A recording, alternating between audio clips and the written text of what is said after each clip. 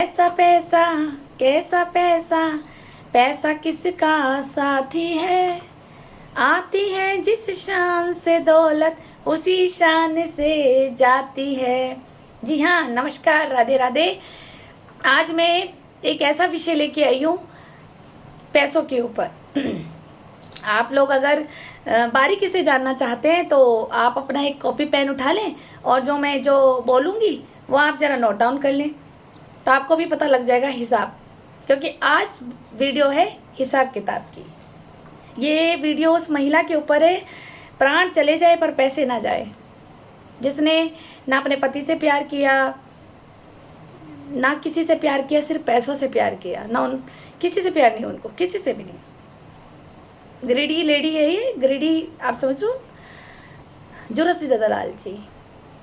पैसा एक तरफ अगर यमराज जी आ जाए ना, पैसा यहाँ रख जाए और इनके बच्चों को भी अगर एक तरफ रख दिया जाए तो ये कहेगी बच्चे ले जाओ। ये तो औरत अपने पति की सगी नहीं हुई, और तो और चलो पति से मिसअंडरस्टैंडिंग रहती है, सबके साथ है, सबकी आजकल घर में बहुत कम बचे जो हस्बैंड वाइफ में नहीं होता होगा लड़ाई झगड़ा।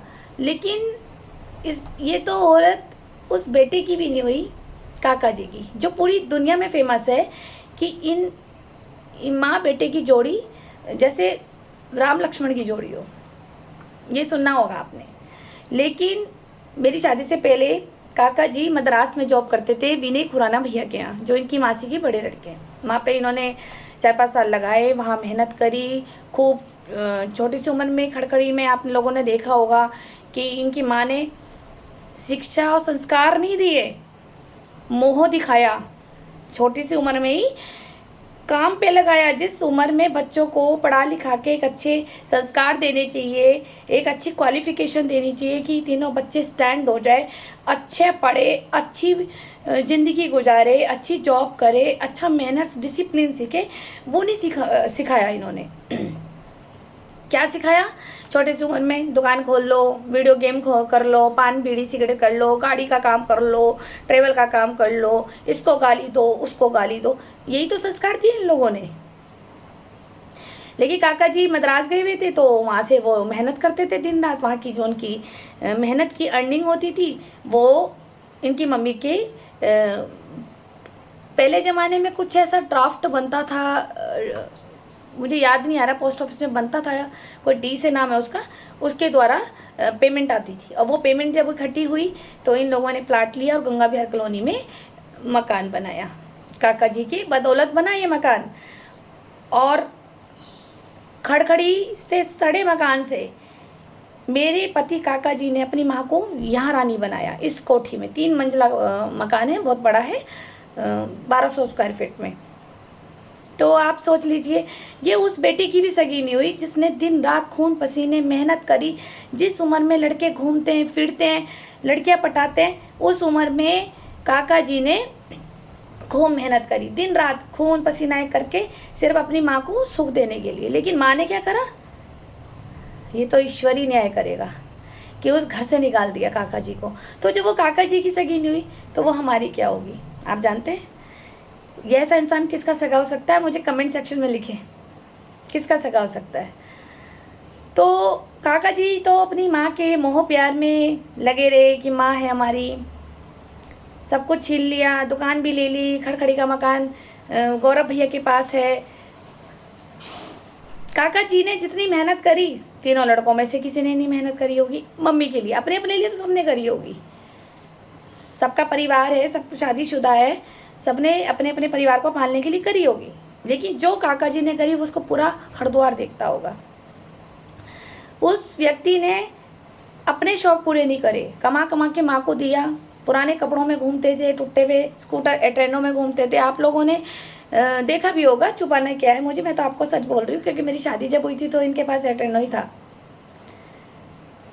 इन लोगों ने जो पैसों की, अभी मैंने बताई ना बात की, पैसों की लालची औरत। अब मैं आपको बताती हूँ, जैसे सगाई हुई तो सगाई से 5 दिन पहले मैंने अपना फर्नीचर इनके घर में भेज दिया था। जो भी मैंने bed, washing machine, dressing table, कपड़ों की अलमारी, जो भी एक लड़की लाती है अपने सुख सुविधा के लिए, वो मैंने 5 दिन पहले इनके घर में पहुंचा दिया था। मुझे ये नहीं पता था कि मुझे इतनी चालाक दिमागदार सास मिलेगी।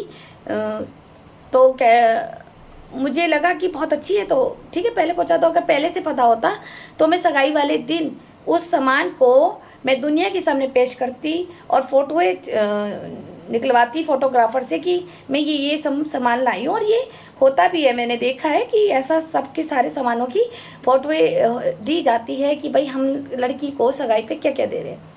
ये चीज़ ना मेरी दादी ने बताई ना बुआ ने बताई, लेकिन मैंने अपना फर्नीचर सीधा सहारनपुर से उठवाया और वहीं पर अपनी सास के घर में भिजवा दिया कि भाई पहले मैं अपने घर मोती बाज़ार उतरवाती, फिर दोबारा मैं गाड़ी करती, फिर उसके बाद मैं दोबारा से ट्रक लोडिंग करती, उसका किराया लगता, फिर वो गंगा बिहार तक आता तो मुझे बहुत परेशानी होती क्योंकि ना मेरे घर में कोई जेंट्स तो था नहीं करने वाला।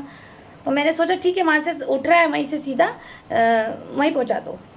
इतना मैं इन पे बिलीव करती थी। लेकिन इन लोगों ने मुझे क्या कह दिया यहाँ मोहल्ले में कि ये गरीब घर की लड़की है और ये तो बेचारी कहाँ सोती, मैं बेड पे सोती हूँ तो मेरी बहू ज़मीन में सोती अच्छा नहीं लगता ना, तो ये सामान ना हमने पहले ही मंगवा लिया था, बेचारी गरीब घर की है। क्यों रूमा बेरी जी, यही बोला था ना तुमने, खुद सुना था मैंने कानों से। याद आई वो बात जिस दिन झगड़ा हुआ था तुम्हारा और मेरा कि अगर ये सामान तुमने मंगाया है तो मुझे प्रूफ दो। और मैंने जहाँ से ये सामान लिया है एक एक दुकान की पर्चियाँ हैं मेरे पास आज भी, कौन सी डेट में गया, पैसे मेरे अकाउंट से कैसे गए ट्रांसफ़र हुए हैं कारपेंटर के पास, वो सॉरी फर्नीचर वालों के पास। इतना भी झूठ नहीं बोलना चाहिए किसी के लिए, ठीक है। हर एक औरत तुम्हारी जैसी नहीं होती लालची। मैंने तुम्हारे हर एक थप्पड़ को, हर एक दर्द को ना सिर्फ बर्दाश्त किया अपने पिता की इज्जत के लिए, नहीं तो तुम्हारे बेटे का तो तलाक तुम्हें 1 महीने में ही छोड़ के भाग जाती। जिस तरह से तुमने मेरा जीना हराम कर दिया था शादी के बाद। मेरे अंदर भी सब्र इतना था क्योंकि सांपों से जो कटवा के आ रखी थी नींबू घेर से, मैंने कहा झेर मेरे अंदर भी भरा हुआ है, काट कितना काटेगी तू मुझे। जिस दिन तुम मुझे इतना काट काट के मजबूत कर दोगे ना तो उस दिन मैं तुम्हारे सामने अजगर ही बनूंगी। वो गाना सुना ना, मुझको शरीफों से लगता था डर, मैं पहले कुछ और थी और आज मैं कुछ और हूँ, क्योंकि आज तुम लोगों ने मुझे मजबूर किया। मैं अपनी इज्जत, अपने पापा की इज्जत, तुम लोगों की इज्जत बनाती बनाती बनाती इतनी थक गई कि मुझे आज बोलना पड़ रहा है। यहाँ तक भर गया जहर, यहाँ तक, और वो भी सच्चाई का जहर। तुम्हारी तरह झूठे और दोगले सांपों की तरह नहीं मैं रहती हूँ ना। मेरी तो इसलिए पटरी नहीं खाती किसी से, ना मेरी दादी से खाई, ना बुआ से खाई, ना मेरी बहन से खा रही है। जिससे भी मेरी पटरी नहीं खाती है ना, और खाएगी भी नहीं, क्योंकि तुम वो दुगले सांप डस देते हो, जिसका दूध पीते हो उसे ही डस देते हो। अपने खून में नहीं है ये चीज़, अपना तो खून ही ईमानदारी और वफा का है।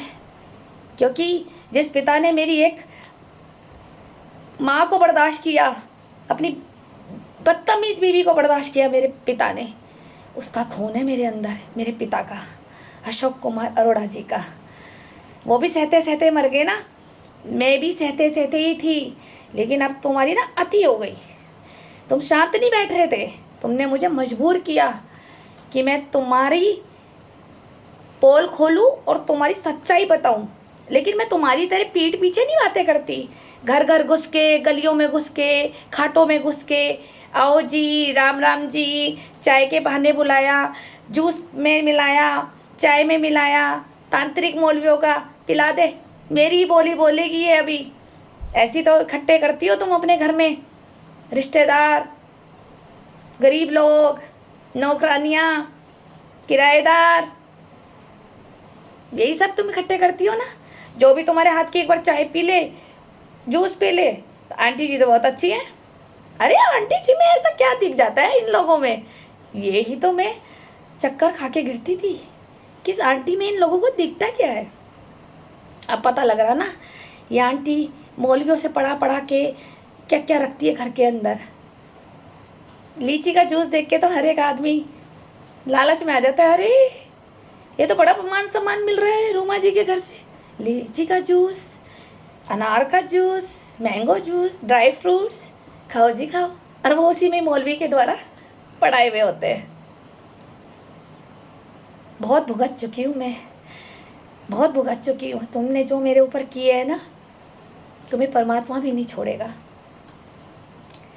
मैंने अभी आपको दहेज की बात बताई ना, अब मैं आपको पैसों का भी हिसाब बताऊंगी नेक्स्ट वीडियो में। धन्यवाद, थैंक यू।